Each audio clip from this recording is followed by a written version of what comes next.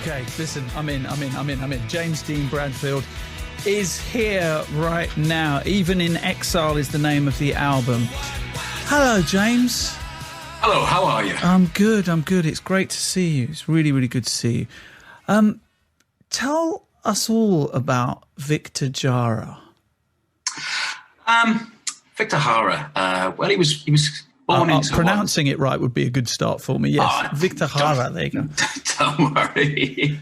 I thought you'd be being such a football man, with Valencia. I thought you'd be true. I should have got that right, yeah. Yeah, go on. Victor Jara was born into what you might call a plantation family outside of Santiago. And then, obviously, what would be expected of somebody's future that grew up in such a place is not much, really. A very, very blue-collar kind of like existence. But his mother did an amazing job. She kind of brought him up on her own. He learned to play guitar and sing by using her guitar because she used to play songs to him and she used to sing in bars and stuff. She worked really hard to bring him up. She's determined that he stays in education. He goes into seminary for a while, but ends up not being in the church for too long, goes into the army, thinks of becoming an accountant. But then he starts veering towards university and he gets on a course, becomes a theatre director. He takes his singing and songwriting seriously. He becomes influenced by somebody called Violeta Parra. And then he becomes just this very influential character in Chile. He rises from nothing. And he's not self-made because obviously his mother made him. Violeta Parra made him. All these circumstances make him. But he becomes very popular and he helps the Allende government get into power, which is a very progressive Marxist kind of party. And it becomes a very progressive government. And he becomes a famous character. He sings on the campaign stump for that party. Things are going well, and obviously I'm praising you. But then the left coalition falls apart. The right are very aggressive, and the right wing are very aggressive in dismantling the good that the Allende government do. And he ends up being murdered in a stadium. And that's that's a blunt ending. Sorry. Yeah, no. But let's talk about the Chile of the 1960s. Where his kind of creativity blossoms, yes. And his attitude towards music and protest, because the Chilean folk music, he and others decided to meld with much more, I guess, messaging about the world that they lived in and addressing the issues, rather than perhaps traditional themes.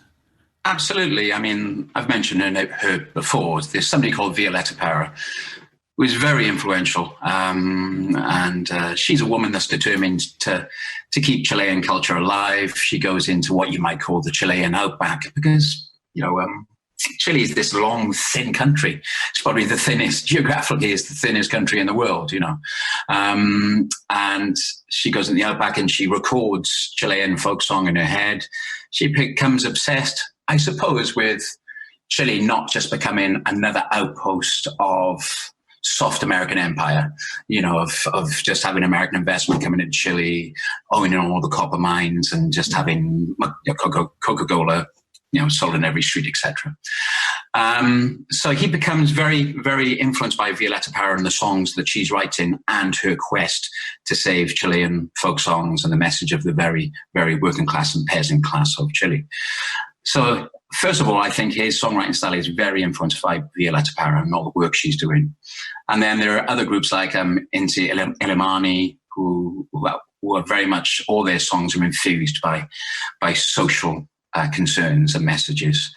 But if you listen to myself talk about this, you would assume that Victor Jara's songs were very much blunt and confrontational in their tone, and they're not.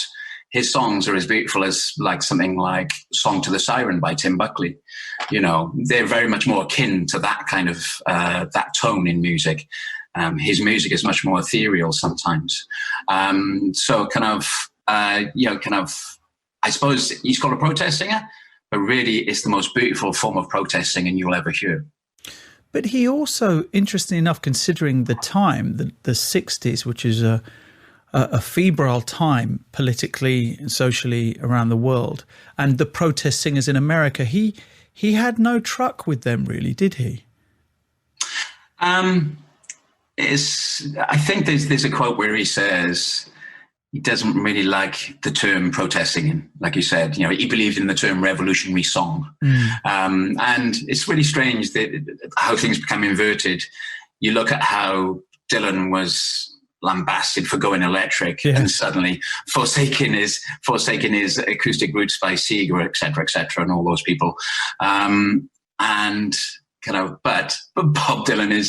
Bob Dylan and all American folk music is looked down upon by Victor Jara and Violeta Parra because they just connect anything which is American to consumerist, flippant culture. Right. He called them false prophets, didn't he?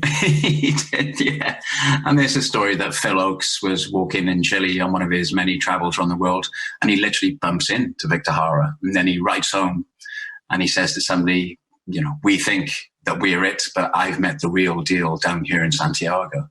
So I wouldn't even want to know what kind of review I would get off Violeta Parra or Victor Jara kind of thing, Well, I mean, you are signed to a major record label for a start, I guess. So no, it's Orchard. It's the indie wing of Sony. It's different. I'll get your lawyers to deal with that. Interestingly that you mentioned Salvador Allende, who, of course, was deposed by Augusto Pinochet in a military coup in 73. But he said, Salvador Allende, very famously, there can be no revolution without song. Yeah, I mean, that's an interesting statement, isn't it? You actually see pictures at the time, and you see pictures of Victor Jara there on balconies singing songs with they on there. You see banners everywhere. You see words from the lyrics on the banners. Everything is so fused together.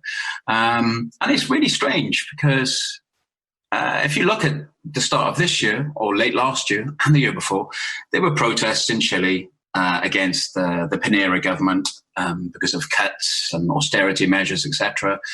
And there's this one footage where this must be at least 30,000 people near Plaza Italia. And you're looking at the makeup of the crowd, and the crowd is, the front of the crowd is very young. It's kind of mid-teens to 30s. And they're all singing old Victor Jara songs. And I can't imagine that kind of thing happening in Britain where there's a protest and you get young people singing songs from 1973, late 60s. It's a very, very kind of beautiful thing to see, to be honest, that people can still be outward looking, but connect to what they are, which is the dream, I always imagine. You want to be outward looking to the world, but you also want to have an identity that you still connect to. And it seems that that's been achieved through song in Chile. So Violeta Parra's dream is being achieved to a certain degree. So if you look at how songs have been treated in those popular protest movements in Chile in the last couple of years or so, it would seem that it's true that revolutions do need songs. Why do you think the Pinochet regime, a very brutal regime, was so terrified of a man with a guitar, a theatre director who wrote poems and songs? I suppose it was probably God. Look, just because I've done a record, I don't want to seem like I'm some kind of a university lecturer, kind of like that. I'm the perfect authority on Jara. But the way that it would seem to me is that Pinochet would look at the picture of this man. We'll just get James Dean Bradfield. Okay, James Dean Bradfield is back and he's clear line for us. I'll pick it up from where I left. Yeah. So I think that this picture of this man that was so popular and had so much sway and there was so much affection directed towards him must have been really scary because as an equation, it didn't probably add up in somebody like Pinochet's head. And to him, that probably meant that it was just proper star power, proper charisma. And when you come up against something like that, it's something to be fearful of. And of course, he was very much a Marxist, which to the Americans, clearly, and Pinochet, and of course, a number of Chileans as well. Let's not pretend that the entire Chilean people were behind Salvador Allende. They were not. No. So, I mean, kind of this, it's well recorded that the ley lines are still in Chilean society today. You still have ley lines that divide families. I've talked to many people in Chile where one side of the family, what you would loosely call Allandes, kind of supporters, and then the other half are obviously kind of right-wing supporters. I would never make the mistake of saying that Victor Jara talked for all Chileans and that he talks for all of them now. But he does seem to have a particular prescience among young people there at the moment, I think. And his songs have endured there. And you've got to remember that the Allende government, even though it was a coalition, I think it was the first democratically elected Marxist government in that part of the world. So, yes, it's kind of, I think they were scared of losing their investments. The copper mines in Chile were very much owned by people overseas in America and from Europe. But that's the confusing thing about Victor Jara. He presents a very, very conciliatory, empathetic face in his interviews, in his body language, and in his songs, and in his lyrics. But there's definitely ideology in the songs. There's no pretending about that. No, and of course, your knowledge of his background would completely explain why he felt the way he did. I mean, there has been a long history, hadn't there, of political protests and mass gatherings of workers in Chile, hadn't there? Going back to the turn of the 19th, and a lot of it was centered around the copper miners, yes. the kind of Chile, and he was very involved in just going along to copper mines and just singing for the workers continually all the time.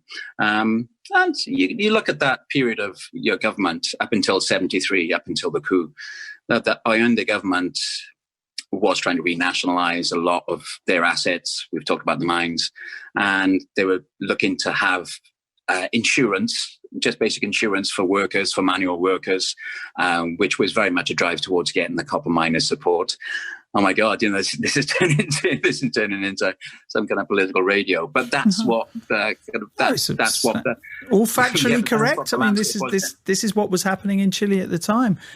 Tell us about the genesis of the album itself, because it is very much a collaboration, isn't it? It is, yeah. I mean, I like to think that there was some kind of a psychogeographic empathy in the way it all happened.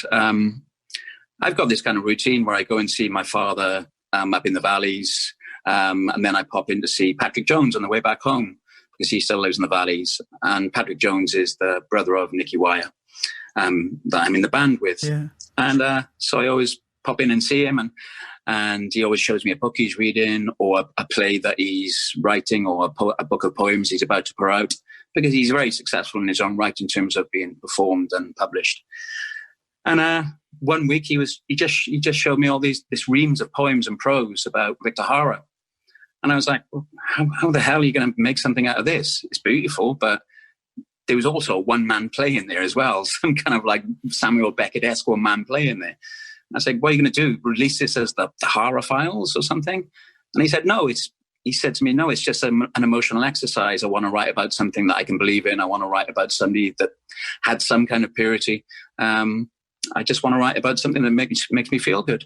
And I went away that week, and then I came back, and I think I was being quite opportunistic, because I thought if he's not going to release this, I could turn this into a record.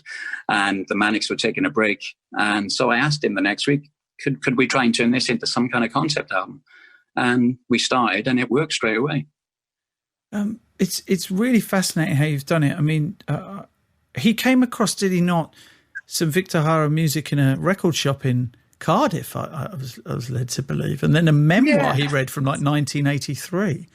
It's really strange, because I think the first time I heard of Victor Jara was, how old was I? I was 16, so that's 1985. It's the first time I'm listening to Sandinista, the Clash album, and there was a song in there called Washington Bullets, and the name Victor Jara was in there. And just like with lots of songs from that period, they always kind of educated you, whether it was Matt Johnson or whether it was like The Clash or wherever, or McCarthy, you'd find out about the names in the songs that they were singing. And then years go past, and lots of people talk about Victor Jara and use him as a touchstone.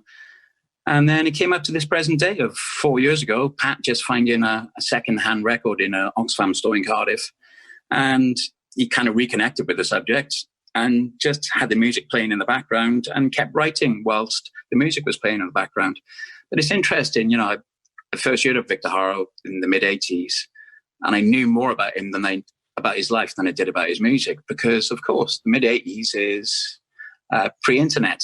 I couldn't just go into a record shop and buy a Victor Jara album.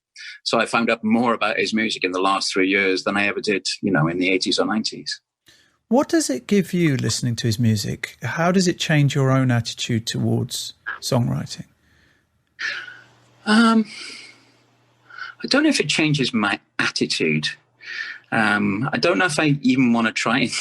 Well, I'm not a lyricist anyway. I mostly write the music. But there is such a conciliatory tone and tone to the music. There are certain ways of asking Chileans questions in his songs that make me think that if you don't have that empathy, that's when you're on a dangerous road. And I don't want to try and link things up too much, but in Britain at the moment, obviously, what you broadly might call the left or the socialist kind of edge of politics has been torn asunder by infighting for quite a long time now, I think. And actually, the coup happened because the left tore itself apart in Chile too. And it's really strange that there's a counter tone to what Victor Jara's songs are. He's asking everybody to be part of this Chile that he can see in his head. He's not trying to exclude anybody. And I think that's really quite an educational moment to actually think that somebody being... And it's happened again. There we go. They're not confronting you. That's quite a nice thing to realize, I think. Has it then made you, perhaps for future Manics projects, you may approach or reappraise perhaps how the lyrics are presented, the messages that come through the songs, the things that you want to say? No. I mean, I never, ever would let anything I've done as a solo artist, and bearing in mind it's only the second time, I would never let anything I do try and affect the Manics. Because I think that Nick especially achieves a perfect tone of delivery in the way he writes about politics. He just writes about things that interest him.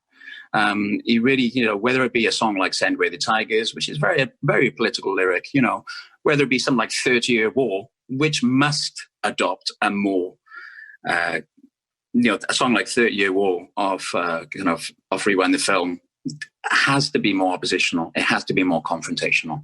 So you can't always take Victor's stance. You can't always make it beautiful. You can't. I mean, I grew up with music. Like I remember, I heard a song the other day called "Kick Over the Statues" by the Redskins, which I loved as I was young. There was a song I was listening to by Style Council the other day, which is really straight in its delivery. It's called "The Internationalists," and so some songs need that aggression. But I don't think Nick really ever says vote for this or vote for that. No, we've never said vote for this party. Ever. In fact, we've only ever put it in songs. We've never gone on the stump with somebody and said, vote for this person. Never, ever, ever do that. And as far as I'm concerned, I've worked with 3 lyrics primarily, Nick, Richey and Pat. And I would never tell them how to do their jobs. They're amazing. No, they're very, very, very good. In fact, the way that you guys come together is fantastic. Do you, as this is, as you said, your second solo outing, how different are you than the first time? What did you learn from the first outing as being a solo artist? It's really strange, actually. When I was doing that record, I think we were still in the throes of just treating music and music industry and the way music was digested in the same way that we had done so in the 80s and the 90s.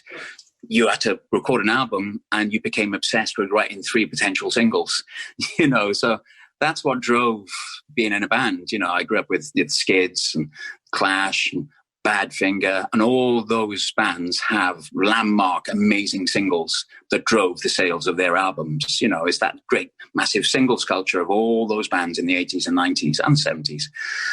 So when I did the first album, I was still thinking like that. You know, I've got to have a first single, I've got to have a second single, I've got to have a third single. With this, well, of course, I know where I stand now. I'm 51. I've had a lot of breaks. That's been afforded to me by the industry and by the great general public. So you think, well, I can lay back here. People like myself don't really have hits anymore, so I'm not going to try and write a hit. And which is a strange decision to make, because I think trying to write a hit is really good for the music. I think that's really, otherwise you don't have Into the Valley by the Skids, or you don't have White Man and Hammersmith Palais by the Clash. You know, you don't have those songs. But if you're freed from trying to write a hit single, it changes everything. My apologies if you believe the question is loaded with pomposity. I'm about to ask you, but about your own musical legacy, because you are dealing with Victor Jara and his musical legacy. Do you ever take time out to think about your own? No, I mean, we've all seen politicians come to the end of their careers and make their speeches in Parliament, and you know that they have their one eye on their legacy, and you know the game is up as soon as you start worrying about any kind of legacy. Nick always says that kind of when musicians call themselves artists, you know the game is up. Oh, wow! Okay. That's the thing that makes you cringe, all right. So you kind of... I think you've got to step back from stuff like that. If you're worried about what people are going to think of you after you've written all your best songs, then you're not even going to try and write any good songs after that. And you are thinking too pompously about what you actually do. You know, we're just musicians, we are. No, but that's the thing, though, isn't it? You say that, but you have made an album that is dedicated to someone who made music and knew the power of it. You know, it's not just music, James. There are a number of people whose lives have been changed, whose moods have been changed. The most special moments in their life have been accompanied by a James Dean Bradfield song, a Manic Street Preachers song. You're not just musicians. I mean, you're not heart surgeons, but I mean, you know, you are. No. But there is power in what you do. Well, I think otherwise you wouldn't do it, really, would you? Of course, there's massive power. I mean, like, you know, God, you know, my life without music would have just been disastrous. It would have been utterly disastrous, because I found it hard to talk until I was 6 or 7. You know, my mum, God rest her soul, described me as a tiny mute jug-eared angel, you know. So, you know, that's not a great name for a band, to be fair. No, it wasn't. No, but you can see where Manic Street Preachers came from. Mute jug-eared angels. But kind of, if only that was the evolution of the name Manic Street Preachers. But definitely music made me open up as a person. It made me dream. It absolutely opened my brain. It actually was like a can opener for my head.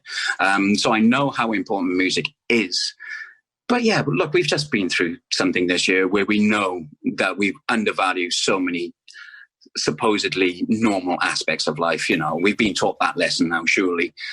So we know that music is beautiful, but we also know that somebody devoting 70 years of their life to become a doctor is beautiful too. We know that somebody, like, you know, just being an ambulance driver is beautiful too. There's lots of things. We know that teaching is probably the most important job in this country. You know, I think we have a lot of perspective now, don't we? And we know that music can actually drive you and inspire you, and it can educate you. All those musicians in the 80s, Working Week, U2, kind of like, you know, Clash, Simple Minds, you know, all those, Robert Wyatt, all those bands taught me about Victor Jara because they sang about him or they covered his songs. So it can be educational. I'm not going to underplay that. I'm not going to underplay that at all. But there's no legacy. It's like, you know, there's no legacy. Music will endure usually, but I don't think you have to describe that as legacy. James, stay with us. I want to talk to you some more. Play a track that you want us to hear as well from your new album. Even in Exile is the name of the album by James Dean Bradfield. And we'll hear more from James. Or if you have any questions or any indeed observations or memories of seeing James perform or the Manics perform, then please share that with us as well. 85058. It's great to have James here. And if you want us to just put a message of how special his music has been to you during your lifetime, then I will share that to you. James Dean Bradfield is here on the show. A track from the album Even in Exile called Without Knowing the End. Tell us about this song, James. Yeah, well, this song is about his wife and widow, Joan Jara. She was a lady from, she was an English lady, and she was quite a successful ballet dancer in the royal court, etc. She ended up in Chile, and she ended up kind of marrying Victor. They were very much absolutely on the same page, in terms of the way they looked at life. And she became obsessed with trying to teach ballet to, the working class and the peasant kids of Chile. She describes going out and just trying to teach them moves and seeing their feet bleed on the asphalt, but they loved it so much. She's next to him every step of the way. And when he's eventually killed, she takes both their children out of the country back to London, where she remains in exile for a while. But, she's decided that Chile is her home, and she goes back there. It takes a massive amount of bravery to go back to the country which you adopted in the first place. But she went back there, and despite the fact that her husband was brutally murdered, she was determined to go and live there, and she remade her life there. And she became very determined to find justice, to prosecute the killers, the murderers of Victor Jara. And so her life was all about the showing your conviction through the physical act, whether it be teaching working class kids how to dance or going back to the country which that murdered your husband. So this song, this is a song on the album Without Knowing the End, which is about her. Let's listen to it.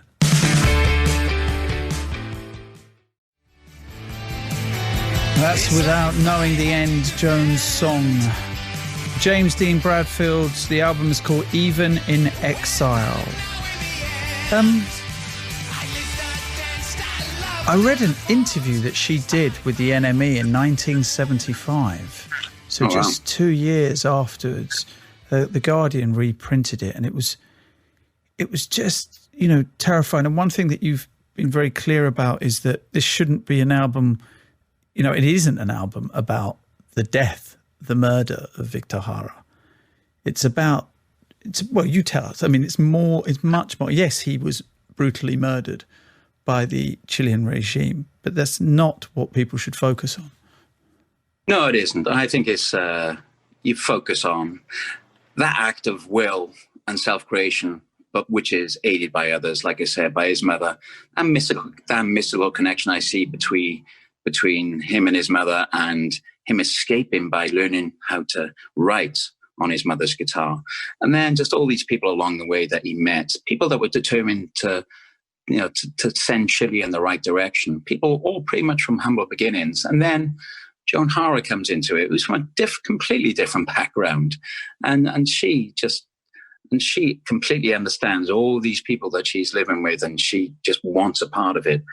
And to see that how all these messages kind of coagulate up into the point where kind of the Allende government actually gets elected. And it's a very progressive government, but I wouldn't say it's the most shocking government ever, in terms of, wresting power back from, the capitalist yoke. And, I think they were quite progressive, but they tried to be inclusive.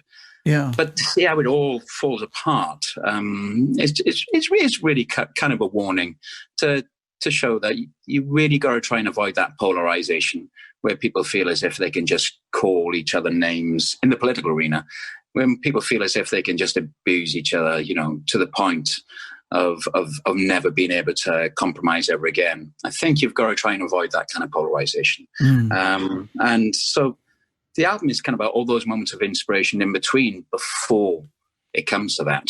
It's about Violeta Parra, it's about Victor Jara's fascination with the Atacama Desert. It's about him doing a tour of South America and going to Peru, and he's trying to find songs that are dying in Peru and Bolivia and there's an amazing picture of him stood above Machu Picchu, which is the cover of one of his records. And he's just there with a poncho on and with his guitar above Machu Picchu. I mean, when I walk up a mountain in Wales, I never take a guitar to the top of it. That's conviction in itself. It's like, and it's just amazing to actually look at this picture, and it just inspired an instrumental, because it looks like the most beautiful 70s organic futurism you've ever seen. Just everything about his life that I just became fascinated by and inspired by and just drawn to. There's so many lovely texts that have come in. Hi, Nihal. Just responding to your interview, I'm a teacher in Plymouth, but 20 years ago I did an assembly based on the Manic Street Preachers. Students walked into Faster, then watched footage of Design for Life from the Millennium Concert. I worked in a secondary modern school and wanted to show how you can make such an amazing future for yourself using you guys as role models. The lyric, libraries give us power, was my way in. Thanks for the memories and the intelligent influences. Hi, Nihal. My name's Leon. Say hello to James. He'll remember me as the singer of Northern Uproar. He co-produced our first album in '96. I'm listening to the interview in my car. I've not seen him for years. Good luck, James. Oh, Leon. It's kind of, I was just being interviewed about Northern Uproar because there's a book coming out about Heavenly Records, and obviously Northern Uproar were on Heavenly Records. Right. So I had lots of good mememories about Northern Uproar. I was just like... Heavenly. Yeah, wow. Yeah. So kind of they could throw a party. I seem to remember Heavenly Records. James, hello, Leon. James Dean Bradfield is a genius, a modest genius. I was in the music game 20 years and met him once at the Royal Albert Hall at the gig for John Brooks. His voice reaches heights not normal, and his delivery is flawless. Highly underrated guitarist too, a true icon, and he will hate that. He also looks like your local plumber, according to Adam in Manchester. I don't know. I've been told that I've looked like a local plumber and the Welsh Joe Pesci. Wow, I haven't got the temper. Or maybe I'm just mistaking the characters. What are you trying to say? Okay. What am I, a clown to you? What am I? Riley Fitzgerald has said, James is my guitar hero without a doubt. I've tried to play like him for years. His melodies and riffs inspire my own songwriting, and his music has definitely played a massive part in my life. Can't wait to hear the new album. I'll hopefully be seeing the Manics in Cardiff for their Christmas NHS concert. Taz from Bradfield asks, is Victor Jara the man who was mentioned on One Tree Hill by U2? Yes, the very same one. The very same. Nihal, can you ask James if he'll be working with public service broadcasting again? Oh, and how he thinks Forest will get on next season. That's from Scott in Nottingham. Well, I'll always accept the invitation to work with PSB and John because they're brilliant. They are. And John is what I call like proper kind of English Shackleton class. He'll just we'll go and conquer it. We'll go there dressed in some loafers, but we'll get across the South Pole or the North Pole kind of thing. Yeah, there's nothing that tweed can't sort out. Exactly, likes a bit of tweed, and they're brilliant. If Sabri Lamouchi is going to do a good job at Forest, I can't tell anymore. If they sell Matty Cash, then Forest might struggle. Matty Cash is a really good player. So. Richard in Faversham said, how wonderful James Dean Bradfield is, so articulate and aware. Many years ago, he spotted me outside a gig, ticketless. He gave me a ticket and just seemed so humble and lovely. Wow. You were hanging around with tickets and just went, well, I can't remember. I'm not going to expect you to remember that. Don't worry, I'm not putting... I don't know if that was me. I mean, I might have kind of... I don't know. I mean, I might have asked for a bit of money. Like, come on, give us a £5. Yes. Oh, are you saying that you did it, but you can't imagine doing it for free? Is that what you're saying? Yeah, I kind of, I wouldn't mind scalping my own gigs just a bit of pocket money. Oh my gosh, you were an early example of one of those sites that all bands hate these days. Just going around. Out of it. A guy allowed to joke anymore. Oh my gosh, you are going full on Joe Pesci on me. Yes. Okay, so what's next then? Is this Manics gig December going to happen? Yeah, hopefully. I mean, as explaining the nuts and bolts of the music industry at the moment, when promoters book a band to play somewhere, they have reserved dates for every gig now. So because everybody expects at least there being a 50% chance of things being cancelled because of arbitrary events. So yes, hopefully we'll play these gigs in December, but if they don't happen, be rest assured that our promoters have got other dates on hold just in case. Hopefully they'll happen. Hopefully they'll just be just great concerts of just no speeches, no tears, just full on, just rock and roll and just dancing, just drinking, nothing else. No set building, no subtlety. Like I said, just like 1, 2, 3, 4, 5. I went to see Bruce Springsteen a while back and he played 5 songs in a row at the start. He was also a fan of Victor Jara, wasn't he? He was, yeah. He sang a version of Manifesto in Santiago a while back. It's amazing because I tried to cover it in the studio. So I tried it. I couldn't do it. Then you watch Bruce Springsteen do it, nails it. I'm like, what's that about? What is that about? So anyways, hopefully it'll be like that Springsteen concert I saw like a while back where he just plays 5 songs, no gaps at the start. James, great to catch up with you again. Please say hello to Nicky from me as well. The boys, great. Yeah. I'm good. Good luck with your continued trials with Mourinho. I do wish you luck. God, you had to end it on that. We were having like a really nice conversation. We used to have great milk cup ties back in the day. Really did.